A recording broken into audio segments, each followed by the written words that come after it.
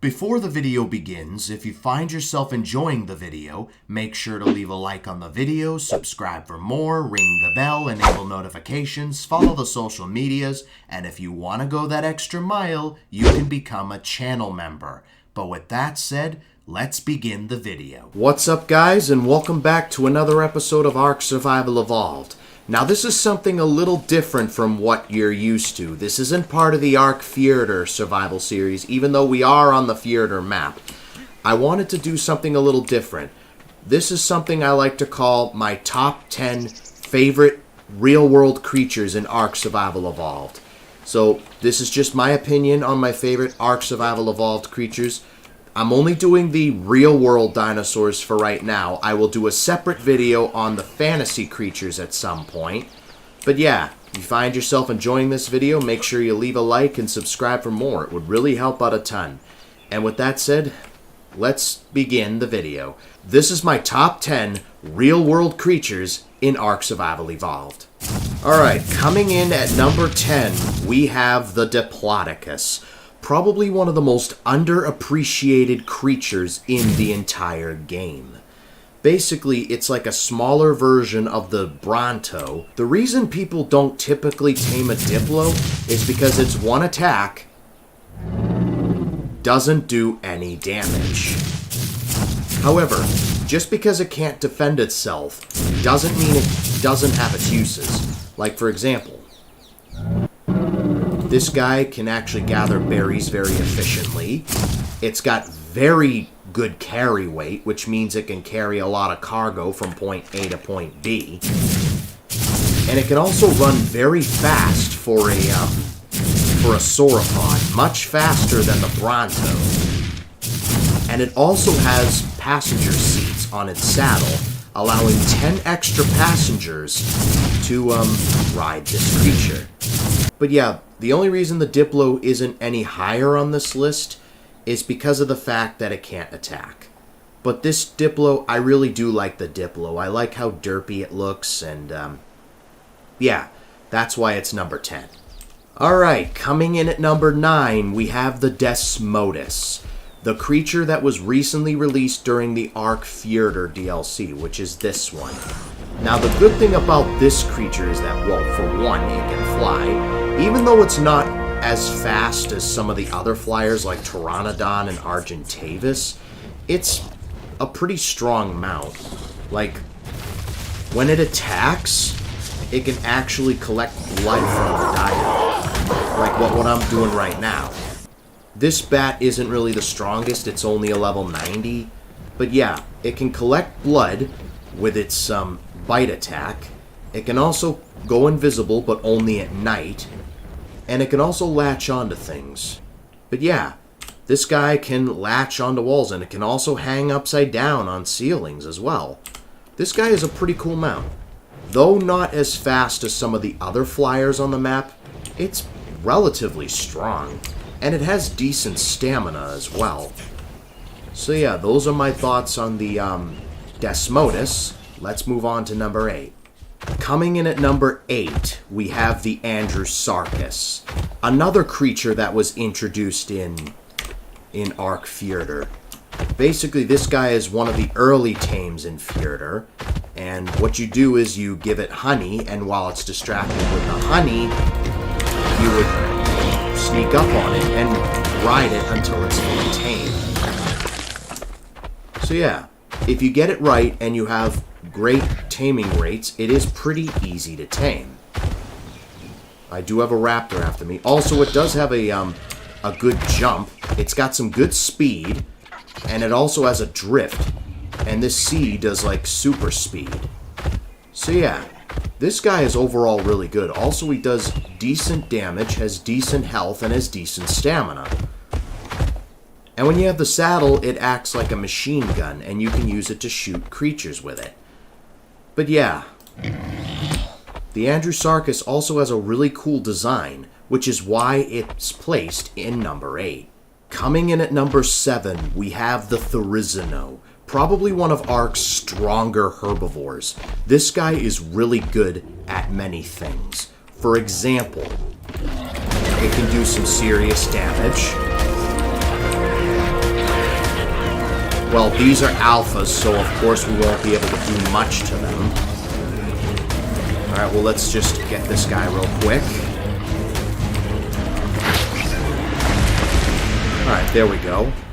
But it can also gather, yeah, a decent amount of wood. It's a master at wood gathering and fiber gathering as well. And you can utilize some of the levels you put into it into either gathering more fiber or more wood. The only downside to this guy is that it's got pretty poor stamina. And if you look at its other stats, it has very decent health, very decent melee. And yeah, that's the Therizino, and that's why it lands in number 7. Also, it does look really nice. I like the design for the Therizino. Coming in at number 6, we have the MOSCHOPS, another underappreciated creature in this game. It's basically an early tame that, if you have the right stuff, you'll have a very loyal companion. This guy can gather thatch very decent. It can also gather berries and fiber very efficiently. It's basically an early version of the Therizino, where you can basically utilize its points into better gather rates. So, for example, you can have it utilized in sap, raw prime fish meat, raw prime meat, rare flower, rare mushroom, leech blood, organic polymer. So let's just say organic polymer. Now it should be able to gather organic polymer a lot more efficiently. The only downside to this guy is that it doesn't have the greatest stamina. That's literally it. But other than that, if you manage to tame one of these things early on, you will have a very decent and powerful early tame. Coming in at number 5, we have the THYLACOLEO. Probably one of the greatest predatory mammals to ever exist in this game. It's very fast, has mad hops, very agile, and can also climb walls. And it also does very good damage, has excellent stamina, and decent health as well. Also, this guy has a really cool rule. The lighting isn't the greatest there. Also, this guy has a really cool roar. Like, watch this. Really, Raptor? You had to ruin it? Alright, as I was saying, this guy has a really cool roar. Listen to that. It kind of looks like a bear-lion hybrid in a way. But yeah, this guy is overall a really cool creature. Taking the number 4 spot, we have the IGUANODON. Now, this is probably one of the greatest early tames in the game, for many reasons. For one, when you run in its quadrupedal stance, take a look at this, I'm running. Look at my stamina. It's not draining. Yeah, when this guy is running in its quadrupedal stance, it doesn't drain any stamina. But once I'm in my bipedal stance, it does allow me to jump, and I do have a cool roar. You know, but yeah, it does drain stamina when I attack.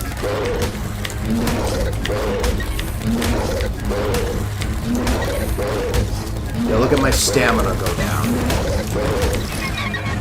Yeah, that was a level 100 Dilophosaur.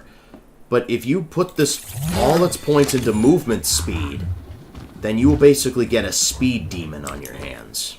Also, it's a better version of the Trike and the Parasaur, because not only can it gather berries very efficiently, like what I'm doing here, it can also convert those berries into seeds. So now we've got a bunch of seeds. So yeah, this guy may have poor health and poor attack, but it makes up for it in speed and stamina, which is why I placed the IGUANODON in number 4. Taking the number 3 spot, we have the BARYONYX. Now this guy is probably one of the best carnivores in the game. for a few reasons. One, it's got decent speed. Two, it has excellent stamina. And also, it has some hops, and you can get around the map very easily. The Baryonyx is very fast on land and in water. I'll probably try to show you an example of it in the water. Yeah, look at this. This is really cool. And we can also stun creatures while in the water with its...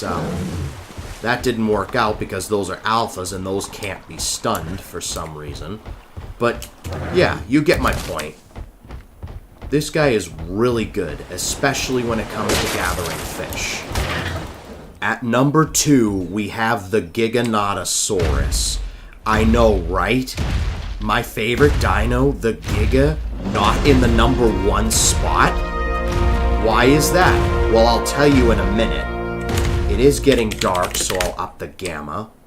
But yeah, this guy is absolutely amazing. It doesn't have the greatest stamina. In fact, it has very poor stamina. But check out the damage we do. Well, I picked a bad creature to use as an example. But you know what? Let's try that Fione over there. If my stamina will allow me. Yep. Look at that. I'm already out of stamina. Let's attack this Fione. Yeah, about 500 damage. Now, when it comes to leveling these guys up, there is absolutely... Like, look at this. Yep, that went up by very little. There's absolutely no point in putting any points into health, stamina, oxygen, food, weight, or movement speed. Your best bet is melee damage. I'm just going to level up all melee just to prove a point to you guys. Alright, Stego shouldn't have the damage resistance. Look at that. Now we do about 1200 damage. If you level this guy up in all damage, manage to breed up a couple of these, and just level up all melee and get an imprinted version of it, you will literally have a monster in your hands, on your hands. And also, check out this roar.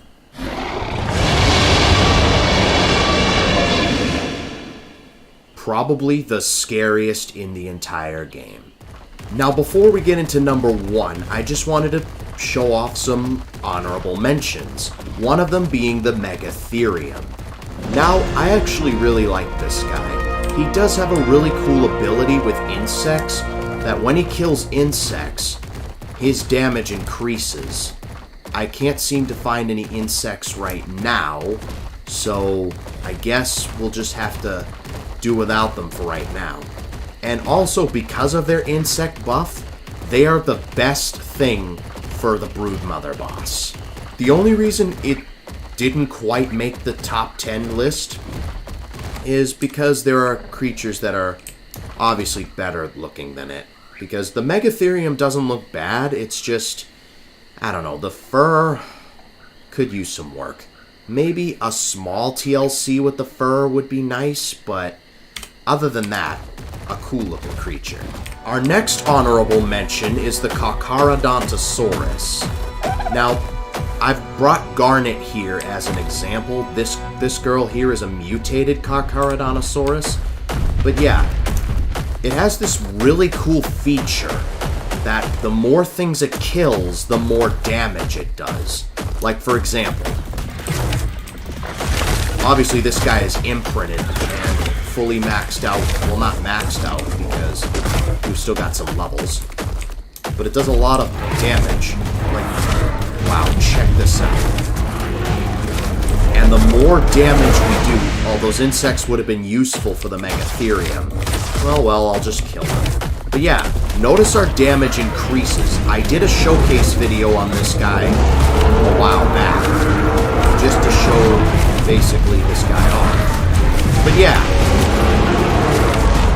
Now, the only reason this guy didn't quite make the list is because it's very similar to the Giga, where when it comes to stats, there's absolutely no point in putting any points into anything else except for melee.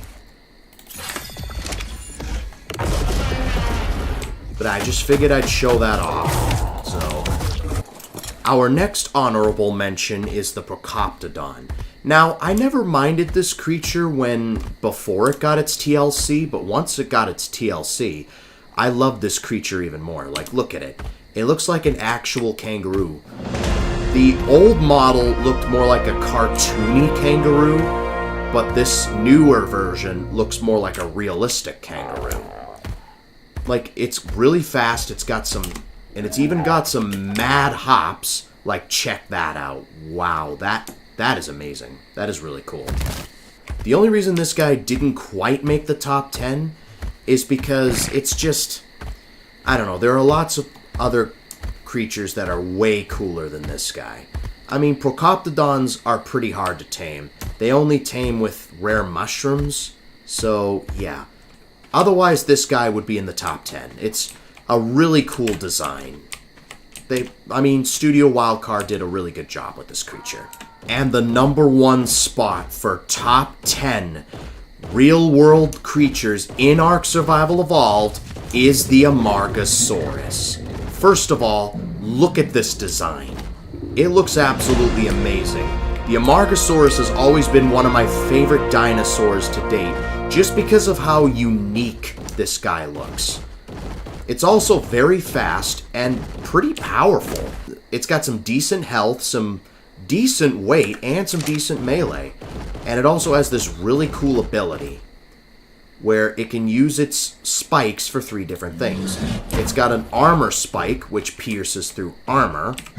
It has a fire spike, which sets things on fire. And then we can switch over to the cold spikes. I can see you're attacking me now. Now, what these spikes do is freeze things. Or at least it's supposed to freeze them. Well, that Alpha Bronto just absolutely destroyed the ice spikes, but you get my meaning. And the spikes do deteriorate every now and then. But yeah, this is why I love the AMARGASAURUS, for the reason that it's just an overall really cool creature. So yeah, that's my top 10, and that's going to have to do it for this video. If you enjoyed it, be sure to leave a like and subscribe for more. It would really help out a ton. And until next time, I'll see you guys in the next video. So long!